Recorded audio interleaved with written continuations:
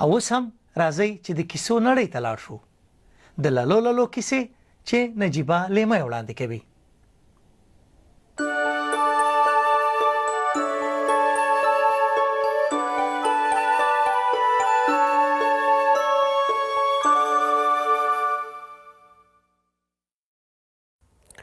السلام علیکم زما ګلالۍ کوچنیانو، خوږو دوستانو، د بیبو ګلې او لالي سره یو ځای مې تاسو ته نوې کیسه راوړې ده.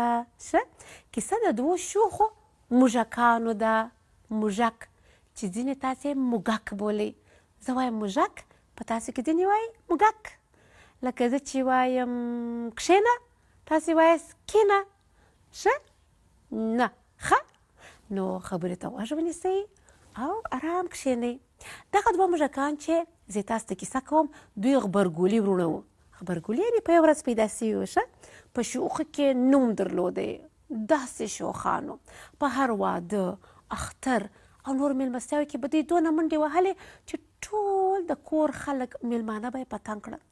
خلکو به د دوی مور نه خبروله، ویله به یې وی وی د غبرګولیانو مور مه راغواړئ، توبه توبه توبه، الکوان یې سخت شوخان دي. خو دوی به خوشحاله وه او ویل به تر موږ نور شوخان نسته. مور به تل دوی ته نصیحت کوئ، ویل به بچیانو په میلمستیاو کې آرام کښېنئ، سترخوان هوار وي، مشران خلک ناست وي، کوچني ماشومان وي، تاسې منډې مه وهئ، خلک مه په عذابوئ. خو دوی به د مور خبرو ته هېڅ غوږ نه نیوئ.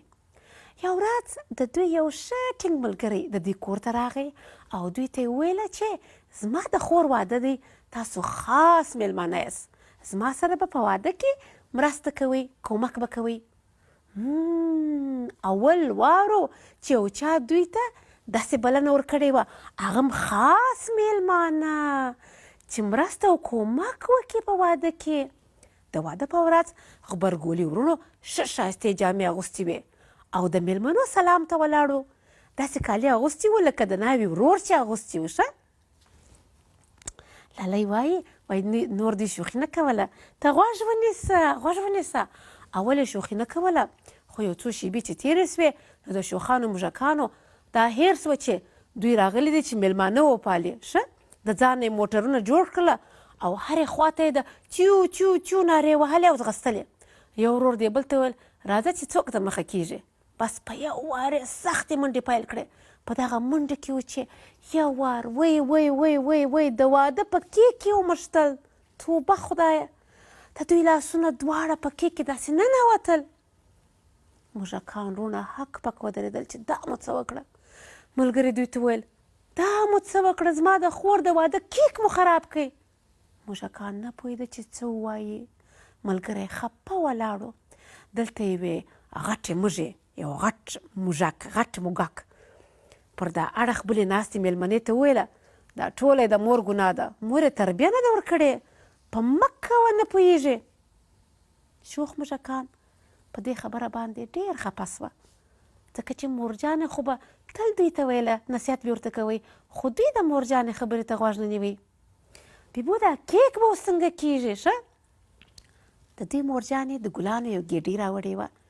په هغه ګلابو یې د کیک خراب ځای وپوښئ او کیک داسې سو لکه چې هیڅ نه وي خراب سوی. بیبو وایي لیمه به اوس وایي چې له هغه ورځې نه له هغه ورځې نه اوس دغه وایم له هغه ورځې نه غبرګولي موږکان په میلمستیاو کې آرام کښېنستل او د مشرانو خبرو ته یې غوږ نیوئ. نو ګرانو ماشومانو، ځغستل لوبې ښه خبره ده، خو که مشران تاسو ته وایي چې آرام کښېنه نو خبرې ته غوږ ونیسئ. ښه او للو للو تاسو ګلالیانو ته وایم چې نن آرام کیسې ته ناست وئ. ښه دغه دوه ګلالیانو ته یې وایم للو للو للو خوب دې درسې ته لیمو، میلمستیاو کې آرام کښېنه، ځغسته منډې ته مه کوه، خلک تنګېږي له ډېره شوره، دا ښه زده کړه د سترګو توره. للو للو للو خوب دې درسې تر لیمو.